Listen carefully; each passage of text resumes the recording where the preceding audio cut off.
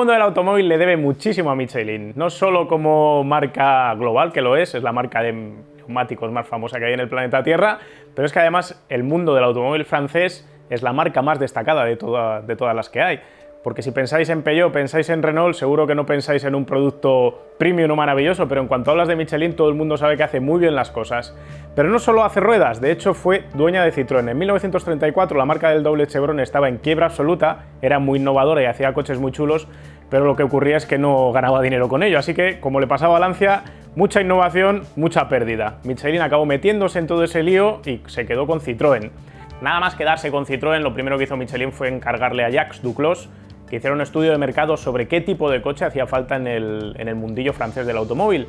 Y lo que se dio cuenta rápidamente Duclos es que todos los franceses tenían problemas económicos, no podían comprarse un coche normal porque eran demasiado caros y además vivían en entornos rurales, no tenían carreteras cerca. Así que Michelin se trazó un pliego de condiciones, se trazó un plan para crear un paraguas sobre ruedas. La idea era hacer un coche que pudiera coger 50 km por hora, que recorriera 50 kilómetros, fuera capaz de recorrer 50 kilómetros para ir desde el campo hasta el sitio donde vender las frutas que se cultivaban, los huevos, la carne o todo lo demás, que lo hiciera en confort, que lo hiciera gastando 3 litros cada 100 kilómetros y que además pudiera llevar huevos sin romperse dentro del coche, a pesar de pasar por caminos con baches, caminos rotos, roderas o hasta ríos si hacía falta. Toda esta historia se encargó a Jean-Pierre Boulanger, que fue el ingeniero encargado de liderar este proyecto. Este proyecto al final se acabaría convirtiendo primero en el TPV y después en el 2 caballos. Boulanger creó un concepto de coche genial en sí mismo. Codificado como TPV en forma de proyecto, el prototipo se construyó y desarrolló en Clermont-Ferrand, en las instalaciones de desarrollo privadas de Michelin, fuera de ojos curiosos. El TPV arrancó como una suerte de chasis con el conductor apenas protegido, pero fue evolucionando hasta contar con una carrocería funcional. Para controlar el peso se empleaban materiales como el aluminio o el magnesio. La suspensión corría a cargo de un avanzadísimo sistema de brazos basculantes interconectados mediante barras de torsión, con lo que se podía diferenciar el trabajo en baches con el cabeceo y el balanceo, con un sistema que en cierto modo podría recordar a lo aplicado por Porsche en el LMP1 919 ganador de Le Mans de las últimas temporadas. El motor de los primeros TPV era un bicilíndrico refrigerado por agua, con unos asientos en forma de hamaca colgada con tirantes de acero del techo. Las ruedas las ponía Michelin con su recién estrenada tecnología radial, a la que se le sacaba partido especialmente en base a la configuración de la ingeniosa suspensión. Pero la Segunda Guerra Mundial rompió todos los planes. En 1939 el coche estaba listo para lanzarse a la producción, pero con Alemania intentando acabar con Francia, Michelin y Citroën decidieron esconder los prototipos fabricados y dejar el proyecto en stand-by. Durante todos los años de la guerra, Boulanger fue perfeccionando el concepto de coche que acabaría siendo el 2 caballos. Con la subida del precio del aluminio decidió convertir al 2 caballos a la chapa de acero, cambió el motor refrigerado por líquido por uno refrigerado por aire en aras de mejorar la fiabilidad, y sustituyó el complejo sistema de barras de torsión por un equivalente algo menos avanzado con muelles en disposición central, que permitía trabajar al eje delantero y trasero en consonancia, pero que complicaba las cosas a la hora de hablar de balanceo lateral. Tras la guerra y tras el plan de racionalización francés, Citroën pudo al fin lanzar el 2 caballos en 1949, una década después de estar listo originalmente. El coche más lógico y básico desde el Forte había llegado al mercado para quedarse, y aunque había quien se mofaba de él, no dejaba de ser toda una obra de ingeniería. El 2 caballos sobreviviría nada más y nada menos que 42 años, logrando Citroën producir nada menos que 5 millones de unidades si incluimos las variantes furgoneta. Estos son 2 caballos 6 Club de 1981 y aunque parezca mentira, está basado prácticamente en todo en el 2 caballos original de 1949. Apenas había cambiado nada si quitamos detalles estéticos como los faros cuadrados. Así que os voy a explicar un poco sobre este coche. Estéticamente no era un coche que hubieran tirado la casa por la ventana haciendo diseño. Obviamente es un diseño funcionalista, no como el del Golf, que sí que tenía un poco más de lápiz de Giugiaro, pero aquí prácticamente lo que se hacía era trabajar tapando las aletas y funcionando con chapas muy planas para reducir costes de producción. No se buscaba un coche que fuera estéticamente atractivo, sino simple y llanamente que fuera funcional y funcionara bien. Y valga esa redundancia para decir que funcionaba bien a nivel de meter las cosas y fabricar un coche barato, pero luego aerodinámicamente no trabajaba bien, porque como os podéis imaginar, una luna tan vertical y tan plana, pues no era lo mejor que os podíais imaginar para romper el aire. Debajo del capó delantero teníamos un sencillísimo 2 cilindros, voy a intentar aquí abrir el capó. Aunque no os lo creáis, podéis abrir el capó de cualquier 2 caballos sin necesitar una llave ni tener que entrar dentro del del vano motor, así que os pueden robar piezas, porque además es un motor súper fácil de desmontar.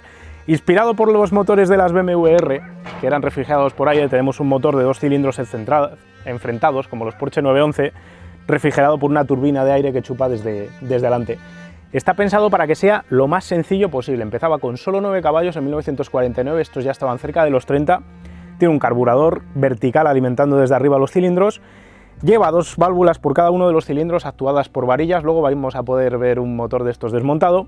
Y curiosamente, para reducir el uso de juntas, Citroën prácticamente prescindía de juntas en todo el motor. Por ejemplo, la culata con el propio cilindro se juntaba con una especie de solape, no se utilizaba una junta metálica, así que no había que trabajar ni cambiándola, ni sustituyéndola, ni se te podía quemar. De la misma manera que no se te podía quemar tampoco el sistema de refrigeración líquida, porque simple y llanamente no llevaba. Otra cosa curiosa, el cigüeñal es una única pieza que tiene una salida donde se engancha directamente este ventilador.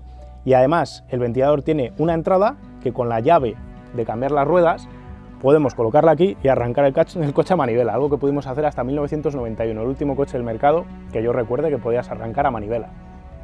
Más cosas curiosas, justo después del motor, que está súper bajo, un centro de gravedad bajísimo, es 602 centímetros cúbicos en esta versión, cuando nació en 1949 tenía menos cilindrada, pues como os decía, va muy bajo, por delante del eje delantero, centro de gravedad muy bajo, un momento polar de inercia un poco alto, y por detrás está prolongada la caja de cambios, que está activada por esta varilla que va remandada a la parte interior del habitáculo.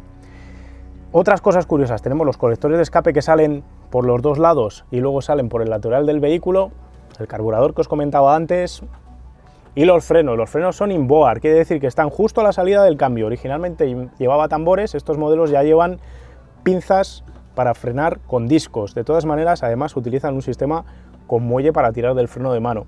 Este sistema permitía reducir las masas no suspendidas, no tener el disco colgado de la llanta y poder trabajar con el sistema de suspensión que se trabaja en estos coches, que es muy curioso y que ahora en un momento os lo voy a enseñar. Estos motores no estaban apenas apretados, ya os decía antes que empezaron en 9 caballos, acabaron en 30 y eran capaces, según Citroën, de trabajar 80.000 kilómetros al 100% de gas sin necesitar ningún tipo de mantenimiento. Tanto es así que conocemos unidades que han rodado medio millón, 1 millón y hasta 4 millones de kilómetros sin necesitar reconstruirlos por dentro. Imaginaros eso en un coche de hoy en día. Originalmente estos coches llevaban dinamo y la dinamo iba integrada directamente dentro de la carcasa del motor. Luego se pasó a un alternador para tener más capacidad de carga. Y luego otra cosa curiosa que os quería contar es el sistema de encendido. El sistema de encendido en teoría debería mandar una chispa cada 4 ciclos a uno de los 2 cilindros, pero para reducir todo, este coche funciona con un sistema de chispa perdida que se dice. Es decir, cada vez que el pistón sube, el sistema de encendido lanza un chispazo. ¿Qué quiere decir? Que tendrá un chispazo cuando tienen expansión y también tendrá un chispazo cuando está expulsando los gases y no le hace falta para nada, pero de esta manera podemos tener chispas en los 2 cilindros en todas las veces que los pistones van hacia afuera y reducir la complejidad técnica. Y ahora os voy a hablar de la parte más famosa de estos coches, que es la suspensión. Primero vamos a cerrar aquí el capó con el sistema antirrobo que os decía, muy efectivo. Vamos a ver, ya está, eso es así, no hay más. Estos coches eran famosos por tener una suspensión súper blanda, sobre todo cuando estamos hablando de movimientos laterales, no tanto en compresión y en extensión. Pero para poder explicar bien cómo funciona la suspensión de un aparato de estos, que no lleva torretas McPherson, ni multibrazo, ni nada de eso, tenemos una sorpresa para vosotros. Vamos al campo. Esto, aunque no lo parezca, es un chasis desmontado de un 2 caballos. Vamos a ver cómo os explico esto. Las ruedas delanteras, como veis, tienen unos manguetones que son los que basculan como si fuera un basculante de una moto y suben y bajan toda esta pieza mecánica. Al final esto lo que permite es tragarse los baches, pum pum pum pum pum pum pum. No lleva doble triángulo, por lo que describe un arco, y la rueda que se comprime alarga la batalla de ese lado. Es decir, si estoy tomando una curva para allá, al final estas suspensiones de este lado se comprimirán y alargaremos la batalla, mientras que las interiores a la curva las reducirán. Eso le da un plus de estabilidad al coche cuando está tomando curvas de un lado o del otro. ¿Pero dónde están los muelles y los amortiguadores? Ahora vamos con ese truco. Si miramos, este manguetón está unido mediante este tirante a esta especie de tubo. Dentro de este tubo hay un muelle y el muelle de la suspensión trasera. Cuando esta suspensión sube, lo que hace es tirar de este tirante, vamos a decir, intenta comprimir el muelle de este lado. Cuando tira de este lado de la suspensión, intenta comprimir el muelle de aquel lado. Y cuando las dos suspensiones intentan trabajar de manera conjunta, lo que hacen es trabajar de manera consensuada, con lo que podemos tener un mejor control, por ejemplo, de los cabeceos o los balanceos, porque todos los movimientos de esta rueda influyen sobre la rueda trasera y viceversa. Esto permitía que el coche no cabeceara ni se sentara tanto cuando estabas acelerando, pero tenía un problema, y es que el coche balanceaba mucho hacia los lados, porque esta suspensión de este lado no está conectada con la del otro lado, y como carecía de estabilizadoras, por eso se veían esas inclinaciones extremas de los dos caballos. Por otro lado, y para terminar, estos son amortiguadores para controlar las frecuencias de los movimientos de esta rueda. No había frenos, no había mucha masa no suspendida, y eso hacía que el coche, con una suspensión muy blandita que llevaba para poder conservar los huevos sin romperse, que se había pedido por parte de Michelin, pues hacía que la rueda fuera un poco loca. Para controlar esos movimientos originalmente se equipaban unas botellas que se llamaban amortiguadores de inercia, como los amortiguadores de inercia de la Fórmula 1 de hoy en día, y lo que hacían era, colocado en la parte delantera de la rueda, había aquí un cubo que tenía una masa dentro, y eso impedía que la rueda cogiera movimiento por ellas mismas, es decir, cuando estaba botando, esa masa lo que hacía era frenar el movimiento no deseado de la rueda, pero con el paso de los años, ya en los años 80 se decidió montar amortiguadores normales que permitían trabajar mejor en el control de los movimientos parásitos de la carrocería. Una última cosa, vosotros estáis pensando dónde va el resto del coche, me imagino. Al final la carrocería, esto es un coche que lleva el chasis por un lado y la carrocería por otro. Al final nosotros montamos aquí la carrocería encima y la atornillamos. Como veis, por ejemplo, los cinturones de seguridad están anclados al chasis, así que tú estás atado al chasis y no a la carrocería, que es un poco blandengue, vamos a decir. Luego por aquí entra la columna de dirección, que va integrada dentro de este propio tubo, que luego tiene el reenvío para los tirantes de la dirección. Y si os acordáis del Citroën Saxo, cuando lo probamos, hablamos de que tenía brazos tirados con unos cojinetes que permitían a los brazos oscilar. Originalmente Citroën había inventado esto con estos coches, que también tienen los brazos tirados rotulados sobre unos rodamientos que iban sobre este tubo. Y es una idea que se emplearía muchos años después, tanto en el 106 como en el Saxo. Por dentro, decir que el 2 caballos es espartano es quedarse corto. Aquí solo están las piezas que hacen falta, y eso que esta versión, que ya es de 1980, tiene un poco más de salpicadero de plástico, que antes ni eso. Realmente llama la atención que no tenemos ni cuentavueltas ni nada que se le parezca, tenemos muy pocos mandos muy cerca del volante, dos palanquitas, los pedales muy desplazados hacia la derecha y una palanca de cambios que está a 5 centímetros del volante, y ya es mucho decir. Eso sí, tiene un comportamiento muy extraño, y a la hora de elegir marchas pues tenemos que jugar con unos giros de mano que de otra manera son difíciles de encontrar en otro tipo de coche. Los asientos son muy blandos y la suspensión, ya habéis visto que esto se mueve más que el barco del Titanic. Como buen coche hippie que se precia, además teníamos el techo descapotable de serie, y no por otra cosa, sino porque era más barato crear techos de lona que hacer techos de chapa, así que no era un tema de tener dinero para tener un coche descapotable, sino que le salía a Citroën más barato hacerlo así. Las plazas traseras servían para llevar a tus dos hijos o a quien hiciera falta. Realmente no tenías mucho espacio para las piernas, pero en cualquier caso era un coche más grande, por ejemplo, que un Fiat 600, por decir algo. Y por último, el espacio del maletero. Los 2 caballos tenían una portezuela que permitía un acceso bastante limitado a un espacio de carga bastante generoso en cualquier caso. De todas maneras, para cambiar este tipo de maletero tendríamos que esperar al Dian 6. Al 2 caballos le salieron muchas variantes, del Sáhara con 2 motores a la furgoneta, pero fue el Dian su hijo con mayor resultado en el mercado. 2 décadas tras lanzar el 2 caballos, Citroën se dio cuenta de que el mercado francés había ganado capacidad económica y quiso crear un coche de segmento B algo más completo que el austero 2 caballos. El Dian nació con un portón trasero, más versátil para el maletero, unas formas algo más cuadradotas y unos faros integrados en las aletas delanteras, así como un motor algo más potente que el que llevaba el 2 caballos, que al final y a la postre lo acabaría heredando.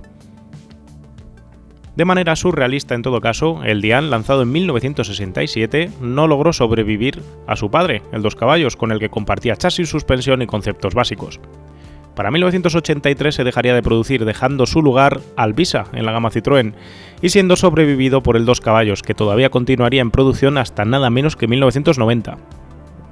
Pero a estas alturas de película os estaréis preguntando qué demonios hacemos con coches de 9 caballos, de 30 caballos, hablando en Power Art, cuando normalmente siempre hablamos de coches súper pepineros, menos cuando sacamos el aigo de circuitos que tenemos, que tampoco es que corra demasiado. Así que vamos a salir de dudas llamando a esta puerta. Se abre la puerta y aparece Albert. Buenos días. Bueno, la gente no te mira, solo mira su coche, claro, porque al final es lo que hay. ¿Qué tal, Albert? Bien. Albert, que os cuente un poco la historia, nos escribió hace un tiempo y nos dijo: tengo un coche que te va a gustar probar. Y entonces me mandó una foto y ya no hemos podido hacer otra cosa que soñar con este cacharro. Pero cuéntanos, Albert, qué es esto, porque al final es un engendro. Bueno, esto básicamente es un Dian 6, aunque de Dian le quedan el centro de las ruedas y un poco de chasis. y parte de la carrocería. La mecánica sí que es la suya. Y bueno, es un coche que se hizo para participar en las 24 horas de 2 caballos de Spa-Francorchamps. Porque hay una carrera dedicada por unos belgas locos que en 1985 se les va la cabeza y deciden correr carreras de 24 horas con estos aparatos. Exacto. Empiezan a hacer carreras de 2 caballos, empiezan con 2 caballos de serie y irían 6. Y poco a poco, pues como pasa en todos sitios, se empiezan a modificar más, van mejorando más y acaban los coches pues parecidos a este o aún más desenvolupados que este. Bueno, vamos a ir por partes. Me vas a explicar el coche de arriba abajo, porque yo de esto de Dian, tú dices que es un Dian y lo único que me parece que queda de Dian ¿es esto? No, ni esto. No, esto es ni chapa, esto. nada. De Joder. Dian nos queda la estructura esta de aquí, baja por aquí y llegamos hasta esta parte de aquí y conservamos la estructura de la puerta donde apoyamos todo lo que es la plancha de fibra. ¿La puerta sí que es original? ¿Algo de la puerta? ¿O tampoco? ¿Esto es fibra? La puerta es original hasta la mitad más o menos, hasta la altura de media puerta, porque tenemos que hacer la puerta un poco más larga para tapar todo lo que es el chasis. A nivel de reglamento hay un reglamento que indica lo que se puede y no se puede hacer, porque yo veo esto y digo, esto es una locura. Obviamente en Bélgica tienen su reglamento, tienes especificaciones de cómo tienen que ir las barras, qué tipos de mecánica puedes montar. Suelen ser de 2 caballos, aunque hay algunos cuantos que montan motor BMW de moto. Y en la parte de motor de 2 caballos tienes unas modificaciones específicas a poder hacer. Que te van dejando hacer o te van Sí. quitando. Vamos a empezar por lo primero, que es la estética. Vamos a hablar de la aerodinámica, si te parece. Vale. Tenemos una aerodinámica que de base, antes mirábamos un 2 caballos, es nefasta, horrible. Esto en el túnel de viento no se estudió. Quitándolo de carenar las ruedas de atrás, que parece una buena idea. En principio, todo lo demás parece que el coche es como intentar mover un ladrillo a 200 por hora, que, Sí. que es complicado. Yo veo que aquí tienes un trabajo, no sé si artesanal o de ingeniería, no sé cómo definirlo. Bueno, es más artesano y mano alzada que otra cosa, pero decidimos poner el frontal, en este caso bajarlo más con la fibra a medida de lo que se puede, porque tenemos el motor que nos llega hasta aquí. Que luego lo vemos, ¿ok? Y bueno, para facilitar un poco la aerodinámica, le ponemos el faldón este, sí. tapamos la rueda con un paso de ruedas, tenemos las tomas de aire para refrigerar bien el motor, ya que en Bélgica vamos sin las tapas del motor y entonces tenemos que canalizar el aire hacia los cilindros y las culatas. Que sigue siendo refrigerado por aire, entonces no queda otra que Exacto. trabajar con ello. Lo que para correr aquí tenemos que poner un motor con tapas para refrigerar por temas de temperatura. Vale, tienes 2 entradas ahí de aire que entiendo que también es para refrigerar un poco más o para alimentar el carburador. No, es porque con el motor más grande, con el que se suele correr en Bélgica, montamos 2 carburadores Weber de 205 Rally, uno por cilindro, entonces las tomas de aire canalizan el aire hacia los carburadores. Para meterle ahí aire en la admisión dinámica, Correcto. como las motos. Tenemos el trozo de split este que ponemos para salvar el aire que nos pueda quedar aquí, que no nos provoque turbulencias. Digamos que esto chupa un poco de aire caliente también del vano motor para sacarlo y Correcto. nos hace pegarnos menos contra la luna, vamos a decir, ¿no? Algo Exacto. hacemos aquí una cortina y algo mejoramos la turbulencia, que le gusta a la profe de aerodinámica del máster, que le gusta que digamos turbulencia. Venga, seguimos para atrás. El coche es mucho más bajo. Sí. Antes no me... Se han recortado los pisos de la carrocería original para bajar el coche a nivel de chasis, ya que ponemos unos refuerzos para unos traveseros para poder montar las barras de 6 puntos. Desaparecen las puertas de atrás. Correcto. Un pegote de fibra. ¿O dónde empieza el coche y dónde Aquí acaba el tenemos coche? el marco original del coche. Aquí tenemos la otra parte que nos baja y queda todo esto vacío. Por lo tanto, solo es poner la plancha de fibra y darle la forma. Solo, entre comillas. La luna es un policarbonato que habéis metido aquí para compensar, ¿no? Porque Para al final- aligerar peso. Ok, ¿la luna adelante sí que es de vidrio? Sí, tiene que ser triplex, como los coches modernos de hoy en día. Está hecho a medida. Nos lo hicieron en una fábrica que hacían cristales para Bobcat. Y bueno, si vamos más a la parte de atrás. Vamos a dar la vuelta. Bueno, y aquí falta la mitad del coche. porque ¿Esto lo has cortado aquí con la motosierra o...? Exacto, aquí al tener la carrocería cortada, pues ya aprovechamos, no le ponemos peso innecesario aquí atrás. Me parece un difusor, tamaño Sí, familiar. Un poco así, ponemos la plancha para tapar el depósito de gasolina que nos queda aquí detrás Y bueno, por la parte de arriba, aquí lo que faltaría para ir bien y evitar turbulencias que se quedan aquí es poner un pequeño alerón, pero eso ya, modificaciones... Una especie de visera que he visto en alguna foto que me habías pasado de coches corriendo, ¿no? Exacto. Ahí se acaba la parte aerodinámica y de carrocería que se puede hacer. Sí. Al final, esto es un mix de fibra, en algún sitio empieza la chapa... El techo es una plancha de aluminio remachada. No lo puedes tocar porque en los vídeos no se puede tocar y pierdes eso, pero solo con la temperatura se sabe más o menos dónde es chapa y dónde es fibra, porque se nota la diferencia térmica. Las aletas parece que están ensanchadas, pero al final el sistema de la suspensión, que me lo vas a contar luego, tampoco es que vayan las ruedas más abiertas hacia afuera, más allá de las llantas, ¿no? No, de hecho lo único que ensanchamos aquí son las llantas. Cuéntanos cómo son las llantas, que tienen su tema. Las llantas, la parte central es de 2 caballos, la parte exterior del aro es de un Peugeot 406, cosas que se hacían en la época cuando no había recursos. Y eso, con eso cambias el ET, vamos a decir, el espacio transversal, saca la llanta hacia afuera. Ganamos un poco de anchura, por lo tanto tenemos más estabilidad. Con estas gomas, ¿con qué tipo de gomas se suele correr? ¿Gomas con dibujo? En Bélgica se suele poner gomas con dibujo, obviamente por tema de clima. Como las carreras son en octubre, siempre está lloviendo, en la noche incluso algún año ha nevado un poco y eso te obliga a ir con neumáticos de lluvia. En este caso, Uniroyal, que son belgas. ¿Cuánto duran unas ruedas de estas en carrera? Por increíble que parezca, a mi padre un juego de neumáticos le dura perfectamente. Cuando ha corrido en las 24 horas, un juego ha durado las 24 horas. Bueno, el corazón de la bestia, 2 cilindros, esto más o menos se ha quedado de serie, me habías dicho antes. Correcto. El capó de fibra. ¿Hasta atrás? Sí. Sí. ¿Sin miedo? Sin miedo. Yo tengo miedo, pero bueno. Vale, madre mía, muy hermoso, está en el suelo, ¿no? Sí, está, bueno, conseguimos que el chasis quede, con la suspensión que tiene, tirando los brazos podemos conseguir que baje muchísimo. Vamos por partes ahora, si te parece. Empezamos por el motor. El motor, me decías que era un 602 centímetros cúbicos. Correcto, el motor que utilizamos actualmente por temas de fiabilidad, porque tampoco salimos a muchas carreras, pues decidimos poner el motor bicilíndrico original, cambiando la carburación, montando un volante aligerado, un sistema de escape hecho a medida por Thunder, que eso ya lo llevábamos de antes, y la caja de cambios es original también, lleva los frenos de disco originales.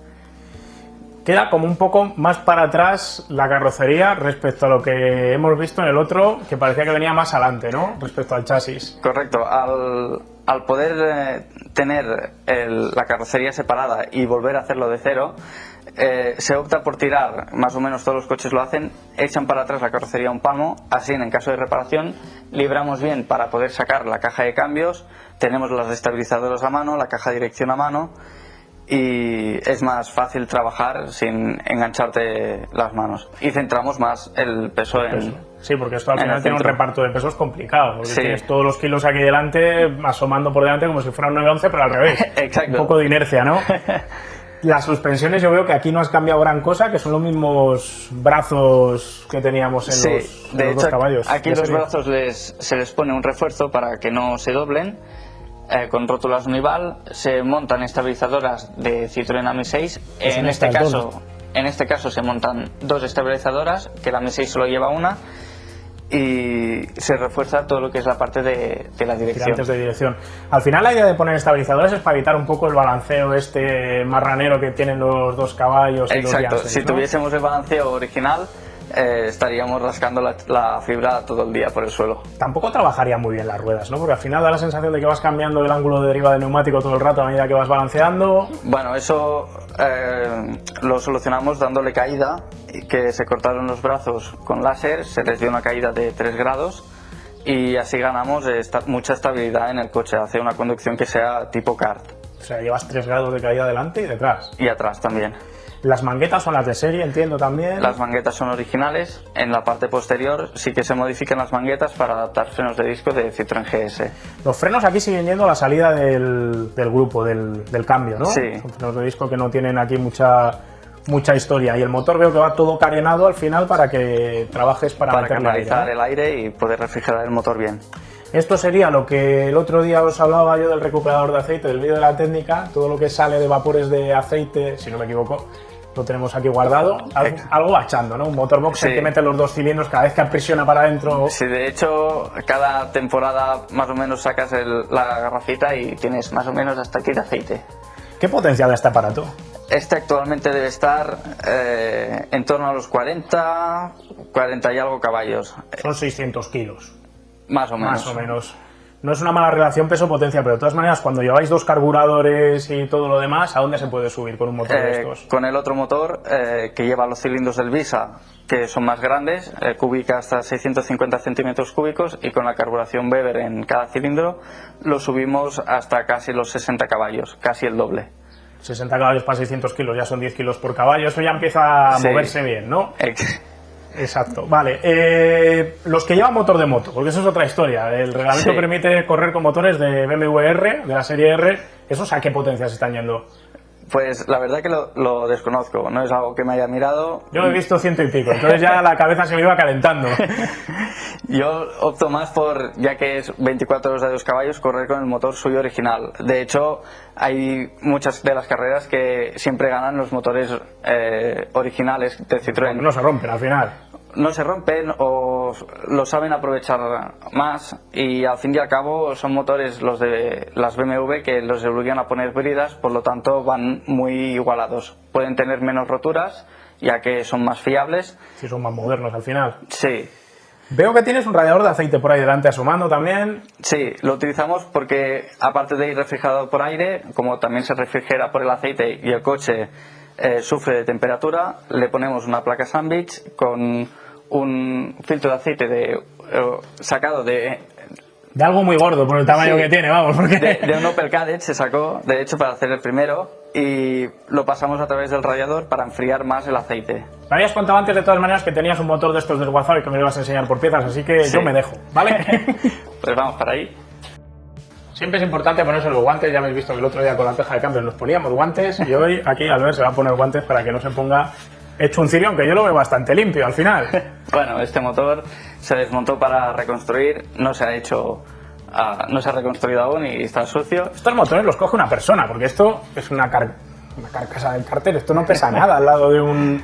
De hecho, la motor comodidad normal. del motor de 2 caballos es que tenemos los colectores al fin y al cabo y podemos cogerlo por aquí, una sola persona los puede manejar. Si no tenéis tiempo para ir al gimnasio, siempre podéis coger el motor de 2 caballos. Entonces, aquí tenemos el bloque separado, aquí iría el cigüeñal, aquí el árbol de levas, que actúa a través de unos empujadores. Porque al final esto no es árbol de levas en cabeza, sino que tenemos estos 2 tubitos por los que vienen las varillas y van moviendo las 2 válvulas que tenemos, ¿no? Exacto, las mueve, aquí no lo tenemos montado, en No, este no pasa sí. nada. Más o menos se nos queda claro. Hemos visto aquí que tenías un árbol de levas. Aquí. Que claro, solo tiene 4 levas porque solo hay 4 válvulas, solo hay 2 cilindros, o sea, es todo muy básico. Los dedos van siguiendo las levas y las levas actúan a través de los tubitos estos. El cigüeñal, junto con las bielas, es tipo de moto, no va separado, por lo que esto es una avería importante que tiene el 2 caballos, una de las bielas siempre acaba cogiendo fuego. Sí, porque al final no tienes un apoyo en medio tampoco para gestionar. Sí, entonces solución cambiarlo, ya que abrirlo es muy caro. Es una locura, ¿no? Sí, El cigüeñal es una única pieza que es la que va, la punta del cigüeñal es la que directamente sale al ventilador para meter aire exacto. forzado. Aquí lo vemos, el ventilador va collado en lo que sería La punta y esta punta, ¿sí? y aquí en la punta del ventilador tenemos el útil, por así decirlo, donde El acople para el arranque el acople que os he dicho donde- manual. Vale, cigüeñal está claro. Nos quedan ahora los cilindros y los pistones. Aquí vemos una diferencia clara del tamaño de los cilindros. Este sería el original, este sería el que ponemos nosotros. 602 centímetros cúbicos y esto es 650. Exacto. Este proviene del Citroën Visa bicilíndrico, que no nos permiten montar el bloque del Citroën Visa y tenemos que aprovechar los de 2 caballos haciendo una adaptación. Que tampoco hay mucha diferencia luego a la hora de acoplarlos, quitando... Bueno, es fabricar unas pletinas. Si me dejas el cilindro, lo enseñamos. Acoplar ahí, tiri. A ver, 3 pernos lleva. solamente 3 espárragos. esto entraría dentro del bloque, y aquí, como esto tiene que casar plano aquí, hacemos unas pletinas de aluminio que entonces nos permiten poder montar estos cilindros. Que haces al final una especie de cuña para que eso encaje bien. Exacto. Va bastante más aleteado el cilindro, o por lo menos lleva un aleteado distinto del que lleva el dos caballos y la Dian, ¿no? Al llevar más cilindrada tiene que refrigerar mejor. ¿Que tiene más diámetro o más carrera? Más diámetro. Más porque al final diámetro. el cigüeñal es el mismo. Sí. Y los pistones, veo que tienen además culata hemisférica, el pistón se mete para adentro con una especie de campanita. Exacto. Y aquí vienen las dos válvulas. Tiene ahí un poco de tiene un poco de hueco para así no pisar las válvulas. Exacto. Entonces, bueno, y aquí ya se ve la diferencia de tamaño de un pistón a otro. Este más pequeñito. Este es el pequeño, este es el grande. ¿Son de aluminio, de acero? Pues, de aluminio, ¿no? De aluminio, creo. Esto no pesan nada. O sea, no son forjados, obviamente, pero vamos. ¿Se pueden cambiar estas cosas para correr o si estás dentro de especificación de motor 2 caballos? No, de hecho hay unos kits de potenciación que los maneja una empresa holandesa, entre muchas otras. VGS. Burton lo que hace es un kit de carrocería diferente. Me sonaba a mí algo de esto. Entonces lo que te proporciona VGS es cilindros, culatas, pistones, cigüeñales que modifican la cabeza de la biela para poder meterla atornillado como un coche convencional. Normal, sí. Y eso te permite pues poder rectificar, cambiar solo bielas y no tener que cambiar cigüeñal. Al final es que esto es muy sencillo en el sentido de que como ellos se fían de que el motor no se va a romper nunca, te dan una pieza que no se puede desmontar. Luego, claro, cuando se rompe, se rompió. Al paso de los años, pues se acaba rompiendo. Y de los muchos kilómetros también, ¿no? También. No son motores que den guerra. ¿Las culatas son distintas? Sí. ¿Qué diferencias tenemos aquí? Bueno, el hueco del pistón, obviamente, y luego que nos coge hasta aquí abajo para poder collar el cilindro. La culata se sujeta al cilindro collando por aquí, que por aquí salen los pernos que hemos visto antes. 3. Es que a mí me vuelve loco esto. Son 3, ya está. La culata la aprieto con 3 tornillos. Y aquí tenemos el hueco donde pasan los empujadores que nos mueven. Que actúa sobre la válvula. Exacto. Y se acabó el motor. Y se acabó. No hay faltaría el encendido, el alternador, bueno, las típicas auxiliares que van por fuera. Sí. Pero no tiene mucha historia, parece súper sencillo. ¿Cuánto cuesta un motor de estos remanufacturados? Si lo dejas apañado y se lo tienes que vender a alguien. Pues remanufacturado, cambiando cilindros, pistones, aros, todo. Creo recordar que iban sobre los 1.500 euros. ¿Cuánto puede costarte una de estas usada? 2.000, 3.000. ¿Un motor usado? No, el coche un coche usado de estos puede ir entre los 6 si tienes que hacerle muchas cosas, entre los 15 si es un coche de los punteros. Ya apuntado para intentar ganar. Sí.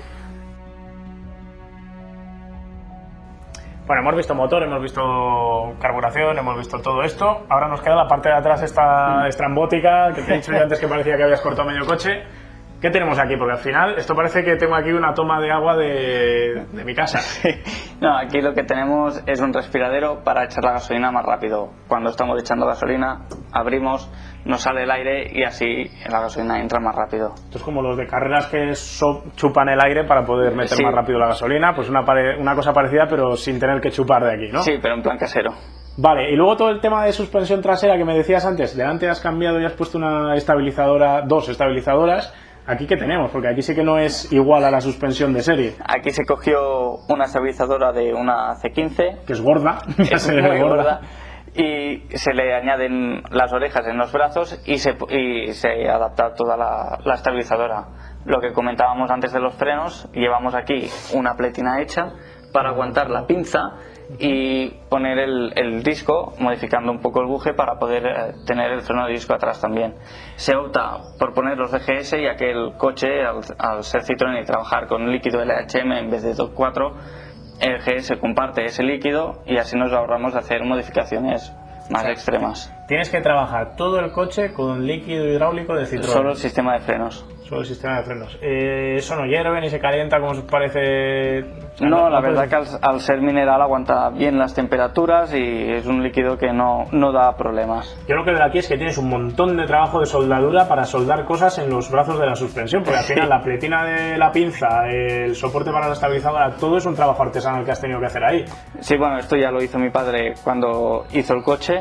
Y aquí yo prácticamente lo único que he hecho ha sido ir restaurando cada año alguna parte del coche. Y luego el depósito es lo que se tapa con esta plancha que veo por ahí el tubo, es un depósito de plástico, me habías dicho. Sí, es el depósito de serie, es de plástico. tenemos pendiente de poner uno metálico de seguridad, ya que va en el exterior, pero nos hace la función de momento. 3 luces, una luz esta es de antiniebla, pues porque estás corriendo en Bélgica, ¿no? Exacto, para las 24 horas es importante en Bélgica llevar antinieblas. Por la noche, por la mañana, cuando se empieza a hacer de día, es muy importante. Y también tenemos las luces en las puertas y techos para identificar el número, y la luz esta del techo para identificar el coche. ¿Me lo enseñas por dentro del habitáculo? Vamos a ello. Último detalle, Albert. Escape. Esto es todo artesanal. Sí, el escape está hecho a medida, como comentábamos antes. Lo hizo Thunder, que creo que ya no existe esa empresa. Desde el colector de arriba hasta Sí, aquí atrás. de hecho, para tomar forma al colector se optó por coger uno de serie, cortarlo, tapar los agujeros que no necesitábamos y dejarlo. Y todo lo demás sí que es hecho a medida por Thunder. Esto es como un lanzallamas lateral. Sí, bueno, cuando montamos el motor de 650 centímetros cúbicos, por aquí, cuando reduces marcha Sale fuego. o cortas, sí que sale alguna llamarada. Y eso que tiene 60 caballos, no Sí. tiene más. Has dicho antes que esto tenía truco, lo de las puertas, así que antes de enseñármelo por dentro, quiero ver el truco. Bueno, las puertas son desmontables, se abren hasta delante del todo. Y son así porque en caso de carrera, para desmontar el coche, pues es más rápido y práctico para trabajar en él si tienes que hacer cualquier cosa en el interior del coche. Que no es mucho más difícil desmontar las puertas de serie, vamos a decir, No, pero en de cualquier hecho, caso las puertas de serie salen para arriba. también así salen que- para arriba, solo que aquí parece como que es más fácil porque es más corto, ¿no? Sí, Vale, luego por dentro, nos vamos para abajo. Aquí básicamente más bajo el suelo, ¿no? exacto. El suelo es más bajo, vas sentado completamente con las piernas Más o menos estiradas. rectas, semiflexionadas. El volante, la caña es modificada, está un poquito más cerca. Tenemos aquí una base para el cambio que proviene de un Talbot, y todo lo que es la instalación eléctrica hecha a medida, adaptando relojes de 1430 o en este caso de la Daniva, que son muy parecidos, los pedales cambiados y todo hecho bastante a medida. Toda la tubería, todo esto es por seguridad, que os obligan a poner una jaula de seguridad para no morir Correcto. en el intento, ¿no? Dentro del reglamento, cuando corría mi padre, era obligatorio una jaula de 6 puntos. En este caso es más gruesa de lo normal porque es el tubo que encontraron, por lo tanto es más segura. Todo el puesto de conducción está un poco echado hacia el centro, ¿no? No estás Sí. tan hacia afuera, vamos a decir. No, de hecho esto tiene truco, ya que como echas la carrocería para atrás y nos interesa centrar un poco el peso, ya aprovechamos y movemos un poco todo lo que es la posición de conducción No es hacia el posición centro. central, pero casi.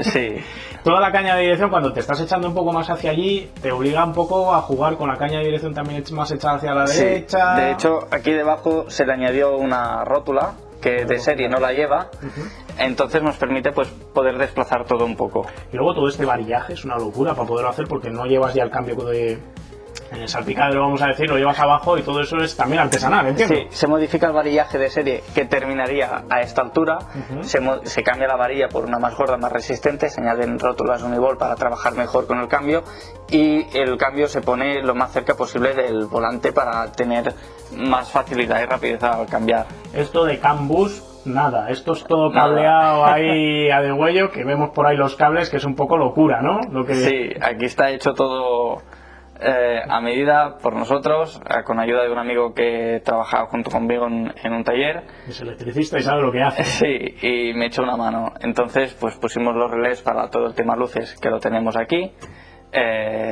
Y también tenemos ahí un relé que es para las bombas de atrás, con un interruptor para... Tenemos dos bombas, una de recambio. Si en la carrera se jode una bomba, Pasas de la una a la dos. cambiamos a otra bomba. Y no te quedas tirado cuando se Sí. acaba la carrera. Muy bien. Ahora lo que nos quedaría es verlo encendido, ver si echa fuego por el escape y probarlo. Pero antes de eso lo que te voy a pedir es que me cuentes la historia de qué demonios haces con estos cacharros y no dedicado a otro coche, porque de algún lado te vendrá el amor hermoso este que tienes por los 2 caballos de carrera, ¿no? Sí, este coche lo construyó mi padre, fueron a Bélgica con mi madre en un viaje que hicieron en el 91, entonces mi padre ya era aficionado a Citroën 2 caballos y Dian 6, vio un cartel de las carreras y al año siguiente subió a verlas. Ya quedó endemoniado, había un cartel Sí. y quedó endemoniado. Cuéntamelo mientras me das un paseo con el 2 caballos ese normal, ¿te parece? Venga, vamos. Bueno, Albert, este cacharro lo que tiene es un carácter increíble. O sea, ya solo el sonido ya y el olor a gasolina es auténtico. Es otra historia, ¿no? Sí. ¿Tu padre se enamora de este coche? ¿Por qué? ¿Pues porque le gustan los Citroënes o por algo en particular? Mi padre siempre le gustó los caballos y una anécdota que siempre dice es que iba con un Dian 6 porque no podía permitirse un 2 caballos y siempre es un coche que le ha encantado todo lo que es Citroën hidroneumático y el 2 caballos pues tiene ese encanto que si te gusta pues estás perdido. Pero claro, él se va de viaje por toda Europa, empieza ahí a ver cosas. Me contabas que ve un cartel y se vuelve ya tarumba con el tema de correr. Sí, se fueron él y mi madre a Bélgica de vacaciones, encontró un cartel de 24 horas de 2 caballos y eso a él, que ya era aficionado y le gustan los retos, pues al bajar cogió ese mismo Dian 6 y hizo el primer artefacto para subir a las 24 horas. Porque hay que pensar que en ese momento no había internet y era muy difícil que alguien de España de otra manera se enterara de que había una carrera de 24 horas de, sí, fue todo, de 2 caballos, ¿no? Fue todo casualidad, al fin y al cabo. Entonces bajaron, prepararon el primer Dian 6, subieron, corrieron, el coche no acababa de ir bien, pesaba mucho, era muy parecido a uno de calle ya que no estaba tan modificado como este y cuando volvieron pues lo reconstruyeron, lo desmontaron, hicieron uno de nuevo. Entonces salió el resultado muy parecido al que tenemos ahora mismo. Con ese ya corrieron en el 95, 96, 97 y el 99 fue la última vez que corrieron. Vale, se viene de vuelta, se baja desde Bélgica, se vuelve a su casa, se pone a fabricar un coche. Me imagino que se traería el reglamento de alguna manera. Sí, se puso en contacto con ellos a través de fax, lo que había entonces. Claro, no había email. Y le dieron el reglamento y se hizo el coche. Sacó la radial del soldador y venga, a fabricar un coche de carreras. Él y un grupo de amigos se dedicaron a cortar el coche, a construir el primer prototipo. Hay 3 categorías, hay la de serie, que actualmente es histórico, hay la de Amelioré, que son mejorados, son prácticamente de serie, luego están los prototipos, que sería lo que tú tienes ya, lo ¿no? que yo tengo ahora. Lo que más mola, ¿no? Sí, la primera versión era una Amelioré, ya que era muy parecido al de serie. Sí, pero tampoco había mucho tiempo para trabajar, ¿no? Exacto. Un año. Y nada. Van allí, compiten, no ganan, descubren los problemas, lo que suele pasar, ¿no? Que cuesta, la primera vez siempre cuesta. Todo ir siempre muy tirados, ya que tiene un coste todo esto, el subir desde España, desde aquí hasta Bélgica. Entonces el coche iba preparado con lo justo, lo que hace que no puedas tener un coche puntero, pero sí puedes quedar por los del centro. Está muy bien. Hay un grupito en medio y es donde hay que apuntar ahí. Sí. Después sigue trabajando. ¿Cuántas ediciones llega a competir? Llegó a competir creo que 4 o 5. La última vez que compitió, el coche antes de tomar salida decidió romperse. O sea, pagas todo el viaje, vas allí y se te rompe la puerta del circuito. Como se jodió el bloque y como no está permitido cambiar el bloque, tuvieron que volverse con lo que llevaban. Una puñetería, porque ya habría pasado verificación y se rompió justo antes de carrera. Sí, de hecho se rompió en los entrenos. Mala suerte, la verdad. ¿Y cómo enganchas tú el coche después? ¿Tu padre lo deja aparcado? Mi padre vuelve de Bélgica, había hecho ya alguna subida en cuesta, entonces el coche le pintó el frontal y el culo, lo dejó diferente y empezó a correr en subidas en cuesta en Cataluña. Al cabo del tiempo, lo que pasa, hijos, familia, tienes que priorizar y el coche se queda aparcado, se queda abandonado, se empieza a degradar toda la pintura, la fibra se estropea. Sí. Y entonces, para hacer la subida a San Feliu, yo soy parte de la organización y le pido el coche para arreglarlo un poquillo y hacer de coche cero. Entonces él me cede el coche para que me lo quede. Entonces año a año he restaurado pues un año el exterior, otro año el interior, otro año el sistema eléctrico y poco a poco pues voy dejando el coche un poco más a cumplir reglamentos de Bélgica, por si acaso algún año podemos subir. Por si acaso. Sí. ¿Cuántas ganas tienes de ir a correr las 24 horas? La verdad que muchas, pero bueno, el problema es, aparte de lo económico, es el tiempo también, pero bueno, si se pudiese, iría de cabeza. Al final es una semana que estás fuera solo para la carrera, más todo el tiempo de preparación que le tienes que meter al coche. Sí.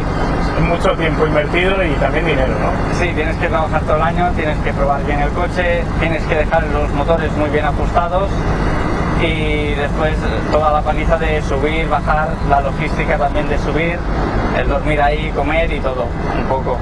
Pero a estas alturas lo que todos estáis esperando ver y lo que yo estaba esperando hacer de manera desesperada era ponerme a los mandos del atómico Dian 6 de Albert en circuito. Así que aprovechando un track day de los chicos de Trackrad que estaban rodando en el circuito de Calafat, nos cedieron amablemente una hora de pista para poder probar este dispositivo. Bueno, Citroën Dian 6 de las 24 horas de Spa, de mi amigo Albert, que nos lo ha dejado.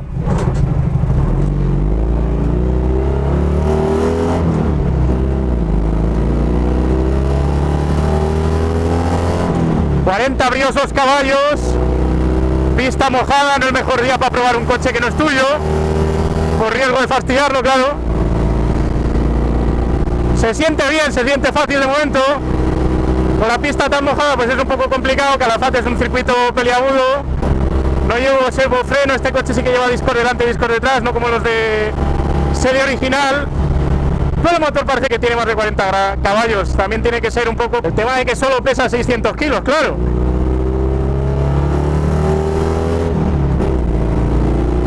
Caminan recto. Los problemas están a la hora de frenar. Las referencias que tengas con un coche de calle aquí no sirven, sobre todo por el tema del servofreno, que no estás acostumbrado a necesitar tanto freno para funcionar.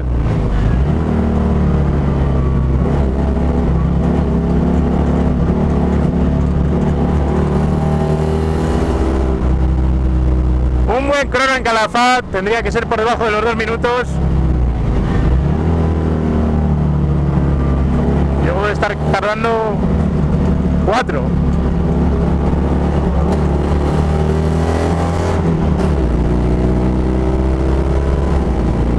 Como buen coche de carburación, huele a gasolina, huele a sopa dentro. Y hay que jugar con el cambio. Es increíble lo poquísimo que inclina y lo duro que va de suspensiones respecto a un 2 caballos normal. Es casi como un car. Lleva 6 grados de caída adelante y detrás, doble estabilizador de adelante, estabilizador de detrás, nos lo contaba Albert ayer. Y claro, eso hace que el coche vaya un poco como una tabla. Hoy igual con la pista tan mojada y los neumáticos tan viejos que llevo no vendría de más un poco más de movimiento de carrocería, pero en cualquier caso es como un juguete para niños grandes. Yo no me imagino correr 24 horas con esto, porque al final, pues hombre, de noche y en un circuito como Spa se tenía que hacer complicado. A medida que se moja la pista pues es difícil además calibrar el agarre de los Dunlop, de los Uniroyal, perdón, que llevo, que no sé dónde agarran ni dónde dejan de agarrar. Lo que seguro es que voy a acabar con intoxicación de olor a gasolina. La relación de cambio es un poco extraña. La segunda es cortita, la tercera es muy larga y eso hace que sea un poco complicado encontrar si algunas curvas son de segunda o de tercera. Como si fuera un coche de carreras de los buenos, este Dian 6 tiene la primera hacia la izquierda y hacia atrás, donde iría la segunda velocidad en coches normales. Hay que tener cuidado con eso para no salir marcha atrás desde parado, pero de esta manera tenemos, en teoría al menos, alineadas en un mismo plano las marchas que más usamos. Lo bueno de tener la segunda y la tercera alineadas es que juegas mucho más fácil entre segunda y tercera, que son las dos velocidades que más puedes usar en circuito, quitando las zonas de las rectas. Los cambios de apoyo son súper rápidos, la dirección va dura, pero responde bien y te comunica bien lo que están haciendo las ruedas. Y la trasera, si fuera un poco más valiente y el coche fuera mío, pues podría meterla en juego, jugando un poco con las inercias como nos enseñó a hacer Isaac con el BMW. Pero no está hoy el horno para bollos con eso, yo creo. Es como un car. La explicación mejor para hablar del comportamiento del coche es como un car gordo que corre más y que cualquiera diría que solo tiene 2 cilindros. Suena a moto, suena a BMW de carreras.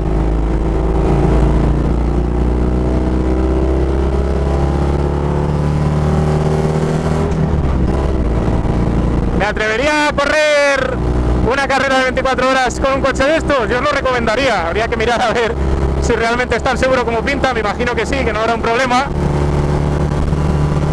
Pero es una gozada. Lo bonito del reglamento de las 24 horas de Spa para 2 caballos y derivados es que te dejan hacer prototipos increíblemente elaborados. Apenas hay pegas para inventar tu aerodinámica y crear tu engendro en el patio de tu casa, dentro de tus posibilidades económicas, claro, pero siempre manteniendo el espíritu de una carrera económica con una libertad técnica que no se tiene en ninguna otra categoría que yo recuerde. Subir a correr puede costar alrededor de 10.000 euros para las 24 horas, incluyendo el traslado, el alojamiento, la inscripción, la gasolina y las ruedas, pero con 4 o 5 pilotos para dividir el gasto me parece una suma realmente reducida para la diversión que promete. Una experiencia que realmente se presenta como única en tu vida. Yo me quedo con las impresiones de un coche auténtico, con mucho carácter y el buen trabajo de Albert en un coche artesanal, restaurado y puesto a punto a un nivel realmente alto, sin vibraciones ni nada extraño. Una experiencia divertida de las que dejan ganas de disfrutar más y repetir. A estas alturas de película ya estamos totalmente endemoniados con el 2 caballos y la Dian 6 y solo podemos pensar en correr las 24 horas de Spa. La gran cuestión es si os interesaría verlo y os interesaría ayudarnos, porque vamos a necesitar ayuda. Al final, la idea sería hacer un coche entero, hacerle la aerodinámica, desarrollar el tema del motor, montar un motor de BMW, meterle adquisición de datos, hacer la inyección, probar el coche y subirnos hasta Spa para poder correr las 24 horas con la ayuda de Albert, que ya nos ha dicho que él quería sumarse a esta idea con nosotros. Así que la pregunta para mí es doble para vosotros. Primero, si lo querríais ver durante todo el año que viene, empezaríamos estas navidades ya a crear este engendro mecánico. Y por otra parte, si nos podríais ayudar, porque al final me estoy imaginando un crowdfunding o algo así, porque si no me parece que lo vamos a tener complicado. De todas maneras, buscaremos sponsors y patrocinadores, alguno ya lo hemos tocado y tiene buena pinta. En cualquier caso, lo primero es que me contéis en los comentarios si os molaría verlo, después de haber visto todo este tocho de la historia del 2 caballos, porque creo que sería una historia muy chula de contar, más que la de un coche moderno, porque tenemos mucho más recorrido técnico para hacer cosas, contaros cosas, cortar cosas, soldar cosas y enredar cosas, que al final es lo que nos gusta a todos, tanto a mí para grabarlo, como a Diego para producirlo, como para vosotros, supongo, para verlo. Sea como sea, contadme si os ha gustado también el vídeo, le dais al me gusta, le dais al no me gusta, todas esas cosas que digo siempre, y nos vemos pronto la semana que viene con uno de los últimos vídeos ya de esta temporada. Cuidados, nos vemos pronto, un saludo.